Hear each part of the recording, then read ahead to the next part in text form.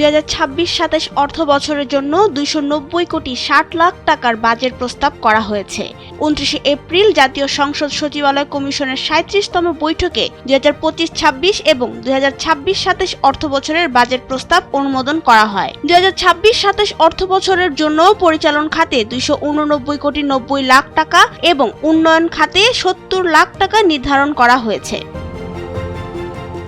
নানা চ্যালেঞ্জ মাথায় নিয়ে বিএনপি সরকার এবার বাজেট প্রস্তাব করেছে। বর্তমানে জ্বালানির সংকট মোকাবেলা করা ছাড়াও সরকার বেশ কিছু চ্যালেঞ্জের মুখোমুখি হবে। এর মধ্যে রয়েছে উচ্চ মূল্যস্ফীতির চাপ কমানো, ব্যাংক খাতের অচলাবস্থা কাটিয়ে এখানে গ্রাহকদের আস্থা ফিরিয়ে আনা, ব্যবসা বাণিজ্যে অস্থিরতা ও মন্দাবস্থা কাটিয়ে কর্মসংস্থান বৃদ্ধি, নিত্যপণ্যের বাজারে অরাজকতা বন্ধ করা, বৈদেশিক ঋণ পরিশোধের চাপ সামাল দেওয়া ও আইন শৃঙ্খলা পরিস্থিতি স্বাভাবিক রাখা।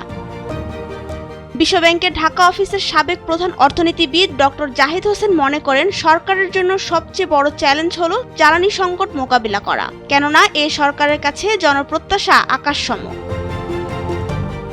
নির্বাচনী ইস্তেহার বাস্তবায়ন করার উপরই জোর দিচ্ছে সরকার। সেই লক্ষ্যে 11টি খাত অগ্রাধিকার পাচ্ছে। বাজেটকে জনমুখী ও জনকল্যাণকর করতে অর্থনীতির গণতন্ত্রায়নের কথাও বলেছেন প্রধানমন্ত্রী। এছাড়া ফ্যামিলি কার্ড, কৃষক কার্ড সহ সরকারের নির্বাচনী প্রতিশ্রুতির প্রতিফলন দেখাতে বলেছেন আসছে বাজেটে।